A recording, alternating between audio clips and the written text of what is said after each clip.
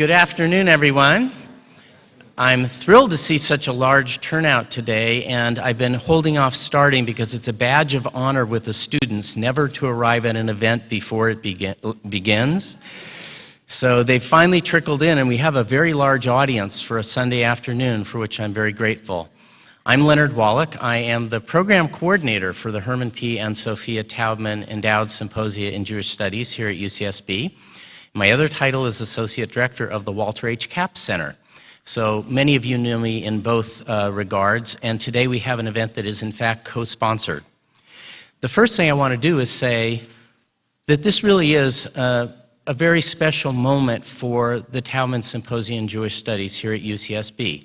Today we begin our second decade of what has been, by all accounts, the most successful endowed series of events that the university has seen. It's an extraordinary series. It typically brings 8 to 9 programs here each year, famous writers, artists, scholars.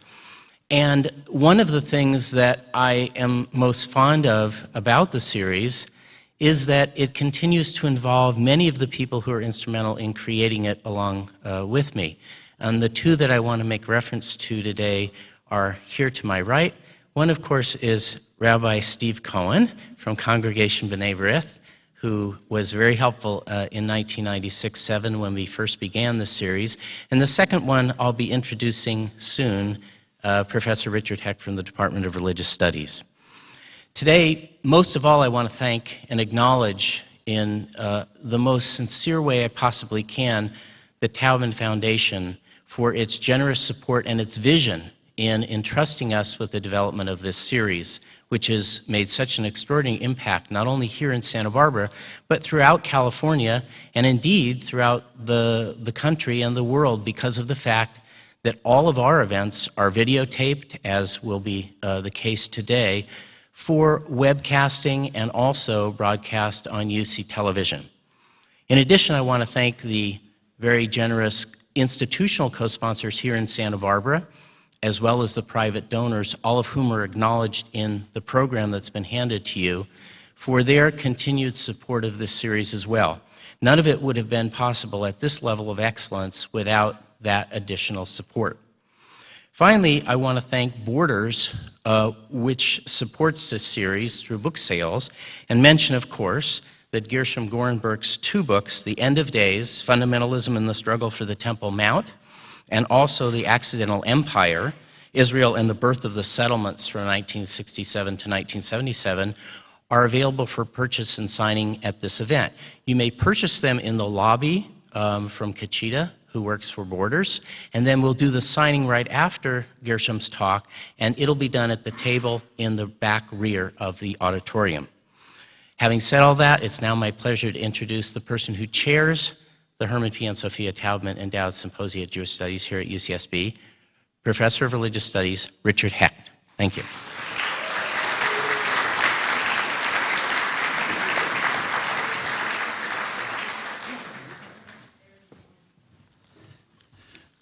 Good afternoon and welcome. It's wonderful to see so many familiar friends and old-time friends here in Corwin Pavilion to kick off this second decade of lectures and musical events and films that have so generously been endowed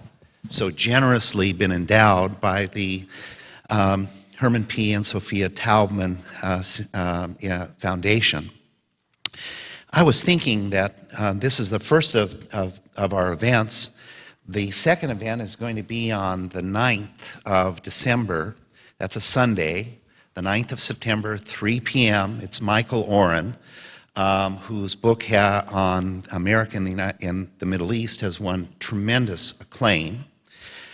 He will be speaking at 3 p.m. on Power and Fantasy in the Middle East at the Victoria Hall Theater, again, December 9th. But I was thinking about the second decade. This is our 11th year.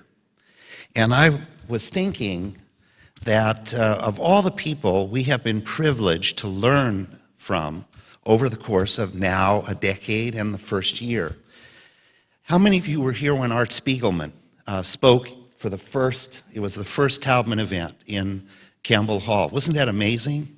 That's 11 years ago. We've had other people, and I hope you'll let me just share some of their names for memory's sake. Bernard-Henri Lévy, Ambassador Dennis Ross, Alvin Rosenfeld, Tom Segev, Amos Oz, Leah Rabin, Rabbi Daniel Gordis, Morris Dees, Rabbi Judith Plaskow, Elie Wiesel, Chava Alberstein and her band. We've had some musical events and a lot of films, too. Lawrence Schiffman, Ruth Ellen Gruber, Rabbi James Rudin, and Akbar Ahmed. Of course, the voices of some of the people we've learned from over the years, like Yehuda Amichai, and Jacques Derrida, and Leah Rabin, and Arthur Hertzberg have been stilled, but they still have made an important contribution to all of us. They've taken us over the first decade from the Hebrew Bible to the Dead Sea Scrolls to Kabbalah, the Shoah, Eastern European Jews, American Jews, contemporary Jewish life and thought, film, music, Israel, modern Hebrew literature, and American Jewish literature. All of that thanks to the generosity of the Taubman trustees, and we thank you very, very much.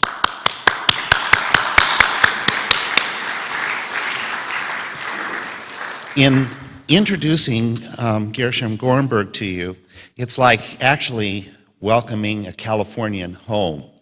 He wasn't born in California, he was born in St. Louis, but at a very early age came to California. He went to a University of California campus, namely Santa Cruz, where he graduated in 1976. 1977, he of course went off to Israel, where he resides and lives at the present time. He is an American educated journalist, and he has lived in Jerusalem since 1977. As this beautiful little brochure will tell you, among his accomplishments are three, I think, very important books. One entitled Shalom Friend, The Life and Legacy of Yitzhak Rabin, which was the winner of the National Jewish Book Award. This is a very important book. He's actually going to talk about it. I got it to show you. This is show and tell. My students, sometimes I bring books, right, to class. So The End of Days, Fundamentalism and the Struggle for the Temple Mount. This is a wonderful, wonderful book, as we're going to hear shortly. And his most recent book, The Accidental Empire, Israel and the Birth of the Settlements, 1966 through 1977. That was published in 2006 and has achieved tremendous acclaim from its a wide readership. Gorenberg has served as the editor and writer for the Jerusalem Report from 1983 until 1990. He has written as a senior correspondent for the American Prospect. He's a regular contributor to the New Republic. He has written for the Atlantic Monthly, and he told me that there's an article in the works for the Atlantic Monthly. He's written for the New York Times Magazine, the Washington Post, the Los Angeles Times, Haaretz, and Ma'ariv. His topic today is a very, very, very, very important topic, and it's one that Leonard and I were particularly interested in having addressed, and that is the Temple Mount, the Har Habayit, or as the Muslims call it, Al-Haram al-Sharif. Without us understanding that component in the contemporary politics of Israel and the Palestinians, we will not understand why it is so difficult to achieve peace between these two peoples. So it's a great pleasure to welcome you home somewhat. It's halfway between Woodland Hills and Santa Cruz. Will you now welcome Gershom Gorenberg?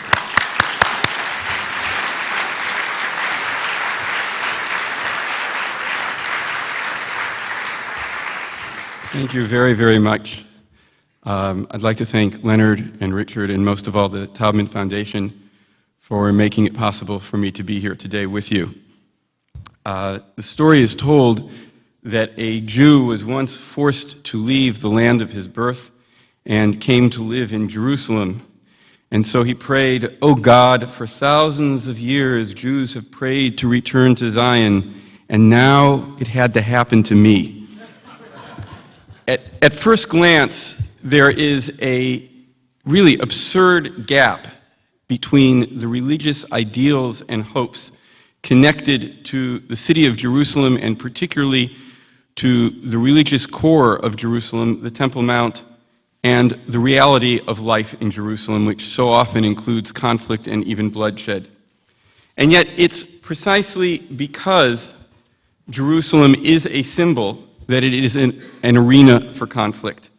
The place that more than any other place on the globe is sacred to large numbers of people is also the most contested spot on earth.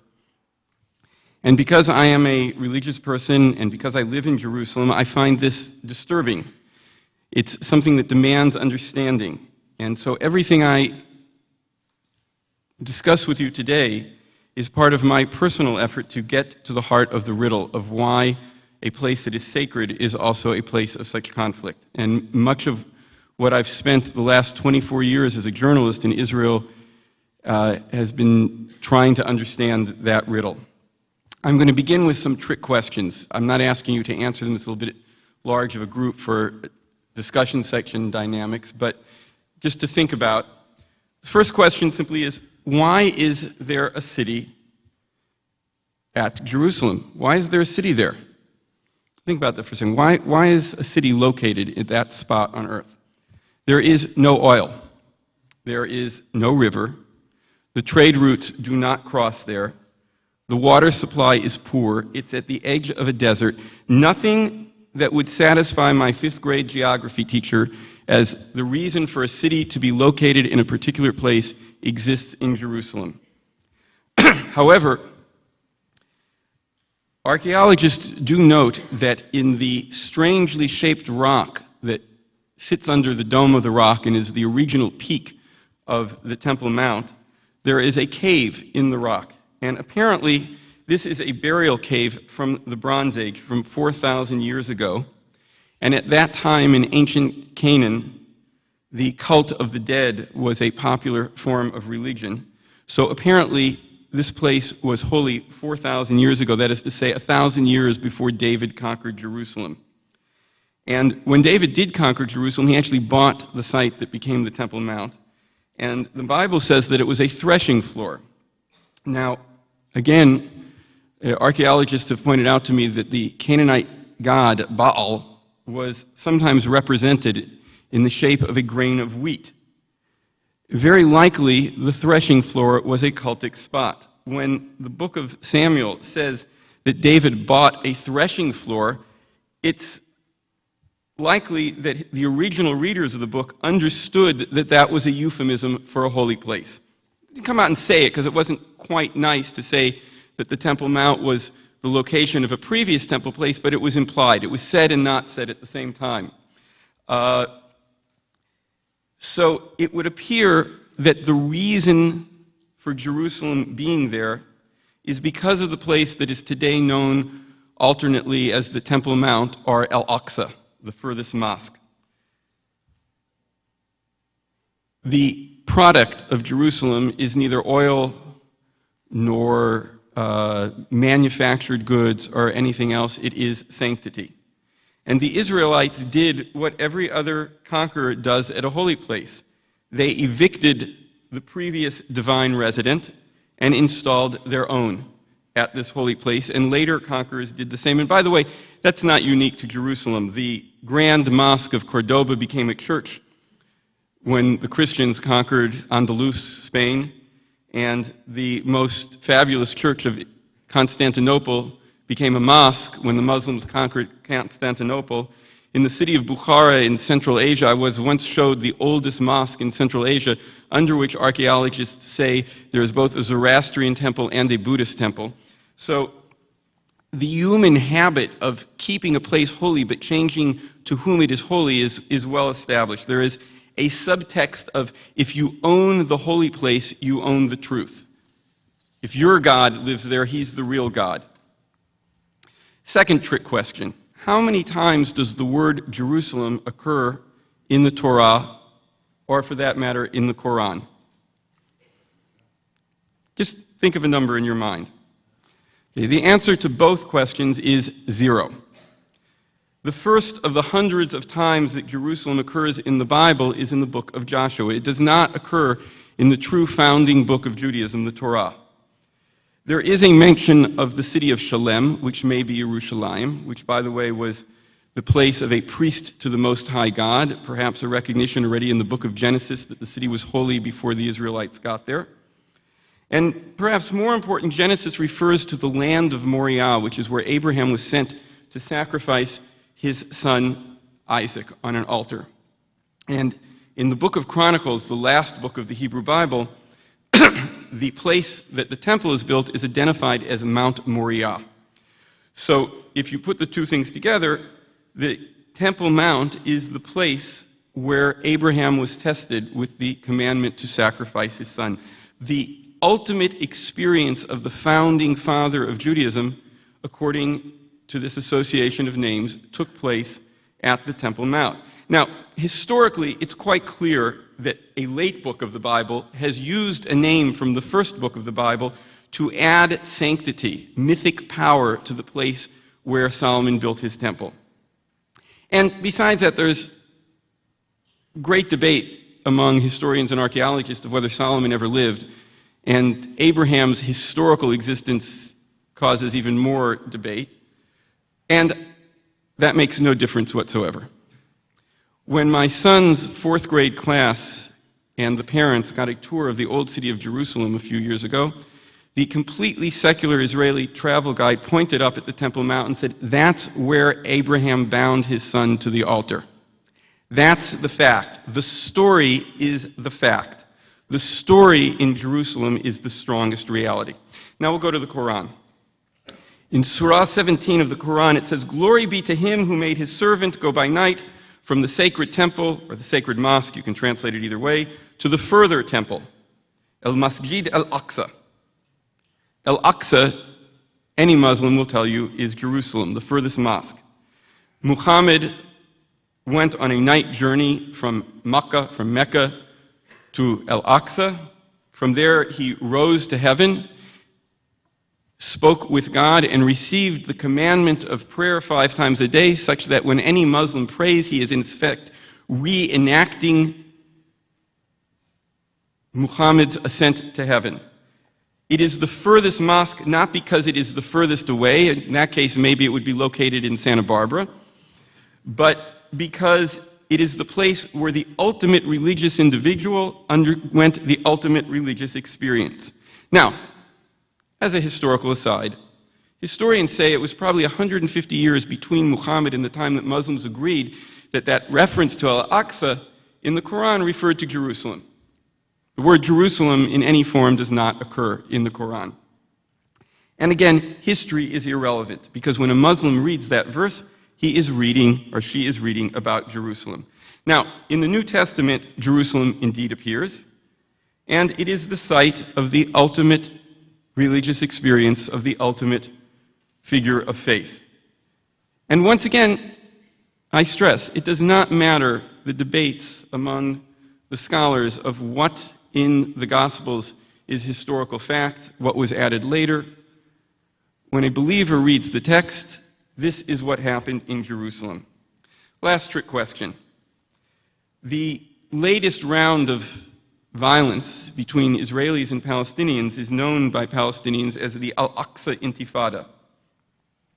So, did the Al-Aqsa Intifada in fact begin at Al-Aqsa? That sounds like who's buried at Grant's tomb, right? The Al-Aqsa Intifada. Well, Ariel Sharon insisted, when he was still able to insist anything, that his visit there in September 2000 did not set off the Intifada, that this was merely a pretext for rebellion. And this is a very old story in the Israeli-Palestinian conflict. The 1929 riots in Palestine began at the Western Wall, and the 1996 conflict between Israeli and Palestinians began with the tunnel that Israel opened running next to the Temple Mount, which Palestinians erroneously said went under the Temple Mount. And for that matter, in the 1980s, the early 1980s, a small band of Israeli settlers plotted to blow up the Dome of the Rock, but that was actually, many would argue, really about their attempt to stop the pullout from Sinai by reigniting the conflict with the Arab world. None of these events, many historians will insist, were really about the Temple Mount, or Al-Aqsa. There is a national struggle for over 100 years. Nationalism isn't about God. Nationalism is about a group of people who shares a land, a history, and language, and wants to share political institutions. For 100 years, there's been a conflict between the nation of Hebrew speakers and the nation of Arabic speakers over possession of the land. 1929 was the first countrywide explosion reflecting Arab resistance to Zionism. It wasn't about the Temple Mount. 1996 was about the breakdown of the Oslo process. It was a dress rehearsal for 2000. This is a very restricted view of history. This is a view of history that assumes that symbols are not important, or at the very least, as is also common, it assumes that other people's symbols could not possibly be that important. They don't move me, right? So how could they be so important? But the problem is that Jerusalem is a city that is there because of a symbol. Jerusalem is a city in which the stories that people tell are the strategic facts. And that is the reason for the conflict over it. And at the center of that conflict is the Temple Mount, is Al-Aqsa. And there is no neutral language for that place, which is in itself part of the story of Jerusalem. Physically, when you go to Jerusalem today, what you see at the Temple Mount, it doesn't look like a mountain. It looks like a shoebox, very large stone shoebox. It's a box of a building built over the original mount, because from the time that Solomon built his temple, there are various rulers up to Herod kept expanding the area of the temple by building walls out around the mount, building vaults, and expanding the plaza. So the original mount is inside of that stone box. And the western wall is one side of that box. After the destruction of the Second Temple by the Romans, naturally they built a temple to Jupiter there. What else would you do with a holy place except for move in your God? And after the Muslim conquest in the 7th century, the Muslims built the Dome of the Rock, apparently on the spot of the temple, and the building of Al-Aqsa Mosque at the southern end of the plaza. The new religion took the place of the old. The Dome of the Rock is built in the architectural forms of the Byzantine church, except that the decoration is most magnificent on the outside so that it dominates the city and its environs. So anybody who's coming in sees that this holy place is above the churches of the city. The verses of the Quran that are inside of the dome, there's a series of verses, I'll just read you two of them. Say, He is God, one, God, the everlasting refuge, who has not begotten and has not been begotten. Who is this addressed to? So believe in God and His messengers, and say not, 3, refrain, it is better for you. God is only one God. The verses inside of the mosque are a rejection of Christianity. The location is an indication that Islam now occupies the space of the temple. It is the physical symbol of the supersession of Judaism and Christianity by Islam, that a new religion now occupies the place that indicates truth.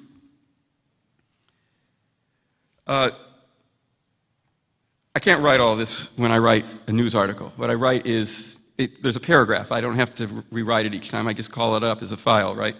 And it says that the Temple Mount is the place where the first and second temple stood, dealing with history here, and where, according to Islamic tradition, Muhammad arrived on his night journey. I've already moved from history to sacred history, even inside of a news story. But the sacred history is much richer than that and goes back much further and forward much further. There is a rabbinic tradition dating back to the classical period that the Temple Mount is where the creation of the world began, where Adam was created.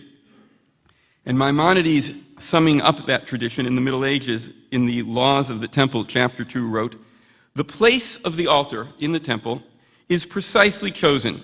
The tradition known to all is that this is where Noah built his altar when he left the ark, And it is the altar where Cain and Abel sacrificed, and it is where Adam offered a sacrifice when he was created, and there he was created. The sages said he was created at the place of atonement, right? The altar is for atonement of sins. Adam was created at the place of his atonement. And of course, since the destruction of the Second Temple in Judaism, the phrase, may the temple be rebuilt, is synonymous with may the Messiah come. So it's where things began, and it's where things will end. A member of the Islamic movement in Israel taught me the following hadith, tradition attributed to the Prophet. The Prophet was asked, what was the first mosque? And he replied, the Haram in Mecca, built by Adam. Right? That's Islamic tradition, is that Adam was a monotheist and he built the first mosque in Mecca. So the Prophet was asked, what was the second mosque? And he responded, Al-Aqsa. And he was asked, how many years were there between the first and the second? You know the answer to this question. 40 years. It had to, everything is always 40 years, right? So Adam built the first mosque in Mecca and the second mosque in Jerusalem. It is also the location of the end. Sheikh Bassam Jarrar, a Hamas-linked scholar of Islam who lives in Albira, has said, summing up Islamic tradition, Islam began in Mecca and will reach its conclusion in Jerusalem. There are other hadith, other traditions that say that the final judgment will take place in Jerusalem. In the end of days, a bridge will be stretched from Al-Aqsa to the Mount of Olives, and it will be as wide as a hair, and the souls of all who have ever lived will have to walk that bridge, and the righteous will walk across, and the damned will fall into the fires below. That is the final judgment. Now, obviously, in Christianity, this is the stage of the founding story. Jerusalem in general is where the Passion takes place. I will just add that the temple is a critical part of that stage. In the Gospel according to Matthew, it is written, and Jesus went into the temple of God and cast out all them that sold and bought in the temple, and overthrew the tables of the money changers and the seats of them that sold doves. Okay, this is a pretty well-known story. Note that in the book of Zechariah, in the Hebrew Bible, at the end of the book, which is a vision of the last days, the prophet says, in that day, when the Messiah has come at the end of time, there shall be no more traders, no more merchants in the house of the Lord of hosts. What Matthew is describing is Jesus demonstrating that the end has come, that he is the Messiah, by fulfilling Zechariah's vision at the temple. It is true, though, that for most of Christian history, while Jerusalem has been critical to Christianity, the Mount itself was not, because Jesus predicted that not one stone would be standing on another at the left standing on another at the Temple Mount, or so say the Gospels. In the last century and a half, a theology has become influential among conservative Protestants, particularly fundamentalists, which is known as dispensational premillennialism. I want you all to write that down. There will be a spelling test at the end of the lecture. It focuses on the impending return of Jesus, the second coming, and based on a literal reading, or what it claims is a literal reading of Daniel and of the Gospels, dispensationalism says that the second coming can only occur when the Jews return, after the Jews have returned to the land of Israel, and after the desecration of the temple in Jerusalem. Now, Daniel and the Gospels were both written before the temple was destroyed. This is immaterial to dispensationalism. There must be a temple in order for it to be desecrated.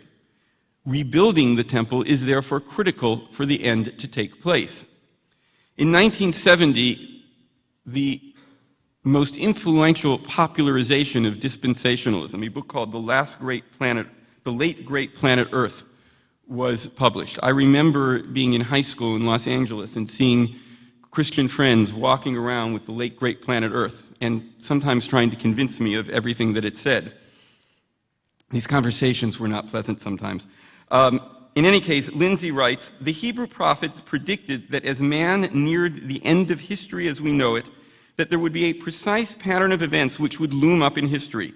And all of this would be around the most important sign of all, that is the Jew returning to the land of Israel. The Jew is the most important sign to this generation. And further on in the book he writes, there remains one more event to completely set the stage for Israel's part in the last great act of her historical drama. That is to rebuild the ancient temple of worship upon its old site. So among dispensationalists, who are not the majority among evangelicals, but are a very influential and politically active group, there is an incredibly intense interest in Israel, in the Temple Mount, and in the small fringe of Israeli groups who want to rebuild the temple. According to dispensationalism, by the way, when the second coming takes place, the Jews will either die or convert. And yet, the Jews are bringing the second temple by having established their state. There is a further contradiction buried under this. This is the theology behind so-called Christian Zionism, behind John Hagee's Christians United for Israel and other such groups. If you are a believer in the Bible as a literal word-for-word truth as Christian fundamentalists understand it, you face cognitive dissonance.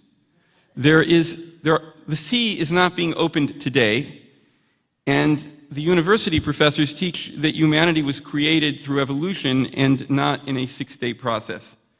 The world rejects your belief, and there is precious little obvious, explicit, headline-making proof.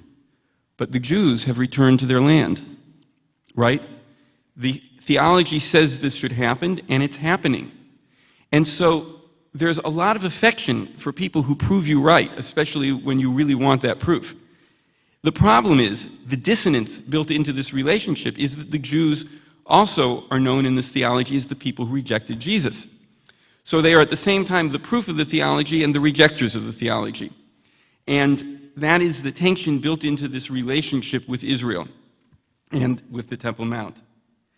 The Temple Mount, or Al-Aqsa, embodies in three religions, at least in groups within three religions, the entire drama of cosmology: creation, the founding of faith, the resolution at the end of time. It is the center of the world, the center of faith. You can take the bus there, you get off at Damascus Gate, please step past the garbage. It's a few minutes walk from the gate. It's a real place. It is a very dangerous thing for a place loaded with that much myth to be real. We could read all of the texts that I've discussed as allegories. In my English copy of the Quran, there's a little footnote on the night journey that says some Muslim commentators give a literal interpretation to this passage, others regard it as a vision. Okay, maybe Muhammad only had a vision that he went to Jerusalem. Sorry, to Al-Aqsa. Maimonides, who wrote that humanity was created at the place of atonement, was the master of allegorical interpretations of the Torah. And it's a beautiful statement when you think about it as an allegory. What that statement means is God created human beings with the potential to err and the potential to be forgiven. Right? That's the allegorical reading, which I assume, having studied Maimonides, is what he meant. But you know, symbols can be separated for most of us from their meaning. I am very fond of my wedding ring, but if I lost it, I would still regard myself as being married, right? The ring and the wedding are not the same thing. But ironically, modernity has brought a wave of literalism in interpreting these texts. There's a lot of reasons for it. One of them is that the Enlightenment, the modern era, removed authority, ultimate authority, from people's lives. And for some people, that creates a sense of free fall, of vertigo. How do I know that what I believe is the right thing? There is a text. If I read it literally, it tells me what God wants. It's an anchor. That's one reason for the attraction of the literal reading precisely in the modern era. So Adam created at the temple means this spot. Give me the map coordinates. Muhammad actually left from that spot, and the Antichrist will literally desecrate it. The symbol is the reality. Yehuda Tzion, one of the leaders of really the ideologue of the attempt in the early 80s to blow up the Dome of the Rock, told me that part of their reasoning for doing it, or for trying to do it, was that the Muslims were powerful because they own the spot from which divine energy flows. He meant that literally. Beyond the religious issue, there's another one. There's nationalism. Nationalism is a supposedly secular phenomenon. The ultimate value is not God, but the nation, the people who share this language and history and culture. But national communities also want a myth, a story that tells how this community was created. And you can create a myth from scratch. It's easier to buy one off the shelf from a religion. It's easier to take a religious myth and cast it as a national myth. And both Zionism and Palestinian nationalism have as their story about the nation that there was an idyllic past when we lived in our land, a ruptured present of exile, and a glorious future of return. The natural symbol for each to appropriate is the one that stands for the past and the future, the Temple Mount, Al-Aqsa. From the beginning of both national movements, the Temple Mount has served, as you will, as a concave mirror that reflects and focuses all the energy of the national movements on one little spot. And of course, that spot is much more likely to burst into flame because of everything being focused there. In 1928, the Zionist leader Menachem Usishkin said, "Let us swear that the Jewish people will not rest or be silent until our national home is built on our Mount Moriah." Right? The Temple Mount is the symbol of Jewish independence.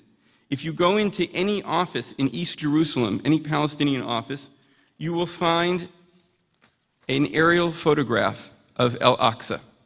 Much like in traditional Jewish homes, you might find a picture of Jerusalem or of the Temple Mount. If Jewish nationalism is Zionism, Palestinian nationalism could be called Al-Aqsaism.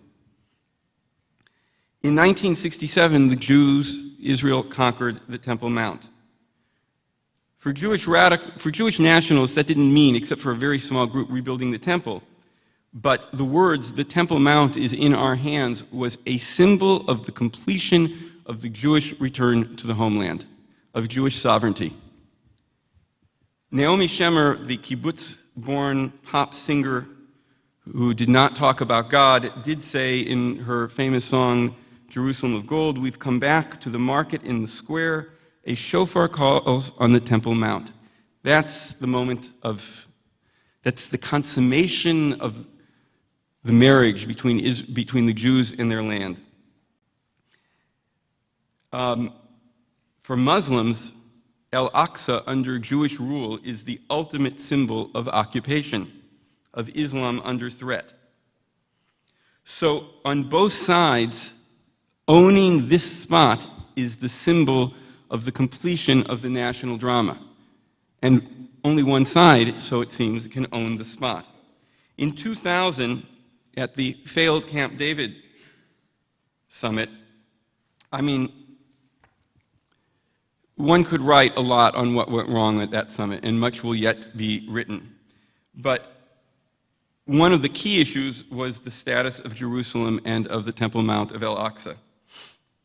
It had been left to the end, and in hindsight, it's clear that Israel assumed going into these talks that obviously the Temple Mount would be under Israeli sovereignty, and the Palestinians were certain that Al-Aqsa had to be theirs. How else could they have independence? This is a symbolic representation of many other problems in the peace process. So Ehud Barak, then Prime Minister, suggested that the Palestinians have de jure administration over the Temple Mount under Israeli sovereignty, and that a spot be set aside on the Mount for Jewish prayer. The Palestinian pollster Khalil Shikaki said to me afterward, "Barak's talk about Jerusalem, about Jewish sovereignty and the synagogue and praying rights, all of a sudden the idea of building the third temple, which before it seemed only a few Israelis think about, became real in the Palestinian mind. It looked mainstream. Instead of this being perceived as a compromise, it was perceived as proof that the Jews really want Al-Aqsa. Arafat and other Palestinian spokesmen responded by denying that there was no Jewish history at Al-Aqsa whatsoever. It was a purely Islamic spot. To Jews, this was also a symbolic statement. You are colonists. We accept your existence de facto because we have no choice, but you don't belong here. Even the Temple Mount isn't a part of your history. A very left-wing Israeli friend said to me, I'm censoring this statement. There are several words in this quote that I'm not repeating. He said, if we don't have any history there, where do we have history? This process, which was supposed to be reconciliation, appeared to be the opposite to Israelis when Palestinians denied any Jewish connection to the Temple Mount. So, yes, the process did break down over the Mount as it symbolized all the other issues. The question which I'll end is, are we prisoners of these symbols and stories? There is a regular argument, for instance, that Hamas, the Islamic movement among Palestinians, can't change because it's religious. You know, Fatah, the secular nationalist movement, can change, but Hamas can't. This is complete nonsense because religions change. In fact, I've already talked about some of the changing ideologies inside of religion. Symbols have multiple meanings. They can be taken back from the sorcerer's apprentices who have used them. When the Pope visited Jerusalem in March 2000, he paid a visit to both Yad Vashem, the Holocaust Memorial, and to the Western Wall and the Temple Mount. This was an indication of John Paul II's understanding that one speaks through symbols. To express reconciliation with Jews, he had to visit the Western Wall. 2 days before he came there was a protest by far-right Israeli groups who want to rebuild the temple at the Western. They had a protest at the Western Wall Square. And I asked one of them after the protest, why do you object to the Pope coming to the Temple Mount? And he said, I don't object. The Pope could still convert to Judaism and offer sacrifices at the temple. After all, it says in Isaiah, my house will be a house of prayer for all people. 2 days after that, the Pope actually came. And the one rabbi who was then in the Israeli cabinet, Michael Melchior, was chosen to greet the Pope. And he said, I'm glad to greet you to pray at the Western Wall, because after all, it is written in Isaiah, my house will be a house of prayer for all peoples. The same verse could have a meaning of conflict or of reconciliation. The meaning of the symbol is still in our hands.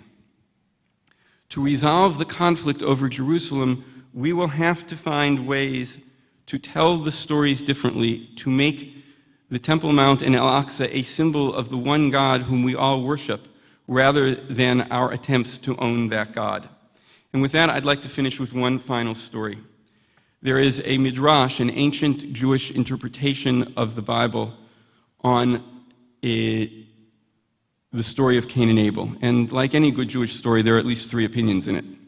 And the question that the rabbis were dealing with 2,000 years ago is, why did Cain kill Abel? What were they actually arguing about? Because there's a weird verse. It says, and one said to the other, and then it doesn't say what they said. So the rabbis tried to fill in the missing line. So one of them said a sister had been born along with them, and they were arguing about who got the woman. This is the Freudian interpretation of violence, right? It's all about sex and possession. The second rabbi said no. They decided to divide the property of the world between them. One was going to get the movable property, and one was going to get the real estate. The one who got the movable property said to the other, strip, you're wearing my clothes. And the one who got the real estate said, fly, you're standing on my ground. Okay, it's about ownership. This is the Marxist interpretation of violence. All violence is about materialism.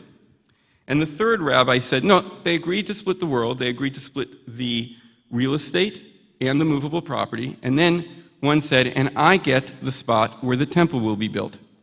And the other said, no, I get the spot where the temple will be built. And as this argument continued, one killed the other.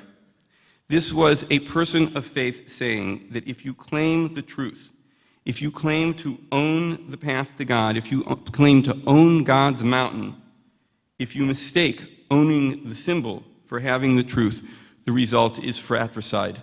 And in Jerusalem, we still need to break that pattern. Thank you very much. One perception that may be incorrect is that a place where there's a lack of equivalency on acts of terror is that there was a huge sense of shock and mourning in Israel and among Jews throughout the world in response to that evil act, the Goldstein massacre. That we Jews look to see what the reactions are to acts of terror that are visited upon Israel, and we don't see the same thing. And that's a place of pain, and that's a place of mistrust, which gets me to my question. You said that one of the prerequisites for any solution involving the Temple Mount requires an acknowledgement from both sides of the sacredness of the space to the other. And I think that's true. One of the perceptions that I have as a Jew that you may tell me is wrong, and that's really where I'm going to ask you the question, is that Israelis have been better at respecting the sanctity of Muslim sites and where they've had control of those sites, they've preserved them and they've respected them. And there's a perception that I hear often repeated that Muslims have desecrated Jewish sites, that there's a lack of respect. For a solution to work, there has to be an ability to trust on both sides. So part one of the question is that perception fair, that Jews have been better at respecting those sites? And the second part of the question is, what needs to happen practically to start to engender that sense of trust on both sides? I think that Israel has been since '67, has, in one sense, broken a historical tradition, blessedly broken a historical tradition. It's the first conquest of the Temple Mount, conquest that the conqueror perceived as a long-term conquest. I'm leaving out here the British conquest because that was always perceived as a temporary rule. But it's unusual in that Israel did not try to change who was actually praying at the Temple Mount. I've written much more about the dynamics of that and some of the strange and frightening moral contradictions that led to, and I'm not going to try to explain that here because it took me a lot of pages to explain it. Enough that I came back to it twice, and I'm still looking for more documents to explain it better. But in 1967, Israel did something unusual in that it left day-to-day control of Al-Aqsa, Haram al-Sharif, in Muslim hands. That said, the difference is relative and not absolute. The Israeli handling, for instance, of the Tomb of the Patriarchs has been consistently a very serious problem. The behavior of Jewish extremists at the site, often protected by an embarrassed but still protective Israeli army, has served to fan the conflict there. I mean, examples are the simple thing of Jews coming in with wine to celebrate Purim at the Tomb of the Patriarchs, which is also a mosque. And that's a very mild example of some of the things that have gone on there. On another level, I think that a lot of Jews have... Let me put it this way. I think people are most interesting when they're doing things that are contradictory. And I have such a strong, I should say, literary bias that I most believe accounts of people when they're contradictory. And there is a contradiction in the Israeli attitude toward the Temple Mount. And that contradiction is, at the same time, acknowledging that it's a Muslim holy place and constantly very mainstream people being upset when the Muslims act like it. Right? For instance, one of the normal things that people do with their holy places is that when more people come there, they improve them and they fix them up and they do work, and when the electrical cables burn out, they replace the electrical cables, and every time that happens at the Temple Mount, there's huge ferment in Israel about the idea that, you know, they dug this trench there and it's destroying history. And which is sort of, the subtext there is, they stuck their holy place on top of our history. Both things are going on at the same time. And when I say mutual recognition, I'm not saying that the two sides are exactly equivalent in their denial of the other. But I do think that it hasn't sufficiently soaked in on the Israeli side that this place, which is really central to our history, and believe me, if I wasn't affected by history and symbols, I wouldn't be living in Jerusalem, okay? So I'm not denying the power of these things. I wouldn't be writing about this subject if it didn't affect me. But there's a need on the Israeli side to accept that holy place is really there and it's really holy to them, even though it's the split place that's holy to us. There's still a psychological step to be taken there. Even if the attitudes today, I'm not trying to draw an equivalence between them. So the second part about the practical question of what can engender trust, is that just an impossible question to answer at this point? What can engender trust about? About, well, in particular, the Temple Mount, the Al-Aqsa Mosque, but in general, respect for holy sites as a prelude to a stable peace.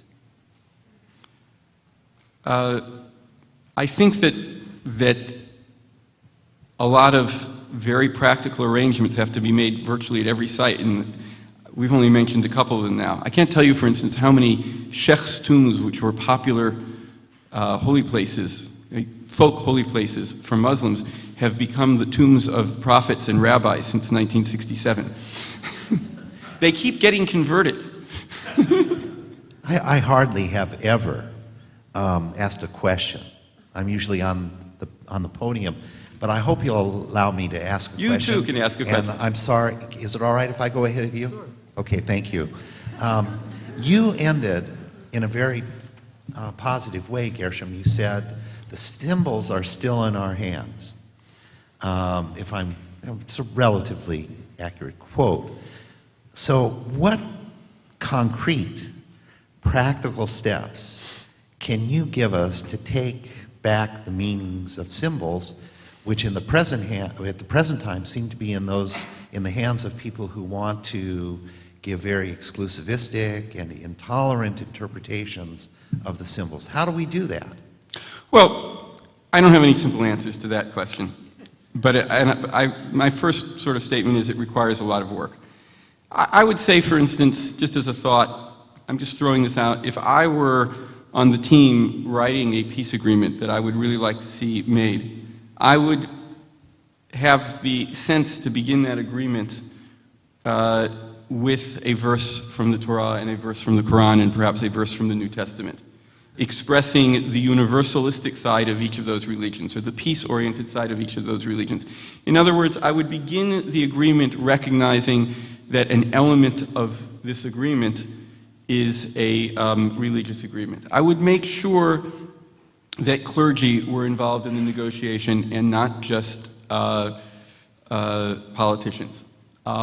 Those would be beginning spots to do it. And I would, as I said before, I would say that the signing of the agreement in some way would also, or the declaration of the agreement would have to involve some sort of ceremony that would recognize the religious power of that spot. Those are first thoughts. I think we have time for one more question. Hi. I am also a religious Jew, and I grew up going to religious school my entire life, although I wasn't religious myself until I moved away from Los Angeles, where I grew up, and I came here, and my father had passed away at the same time, and I really needed a minyan, but I didn't have one because I was in Santa Barbara. And I study Torah and I pray, and there's always certain phrases which stay in my mind all day, and I try to interpret them and try to figure out what I need to do in order to fulfill what it says. And sometimes there's like confusion as to what that is. And one specific phrase which I'm confused about is in Tehillim 137. It says, "Im eshkachech Yerushalayim tishkach yamini." If I forget Jerusalem, then forget my right hand. And I think about this, and when you read it, you have a lot of feeling, and like you feel it, but I don't really understand what does it mean to forget Jerusalem? Like, what constitutes forgetting Jerusalem? What do you think that means as a religious Jew? Living in the middle of the place, it's hard for me to imagine forgetting it.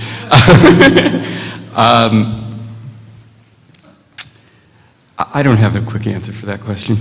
There's just too much there. We can sit over a page of text and study at some other point, but I'm not going to try to answer that question from the podium. Okay. Thank you very much.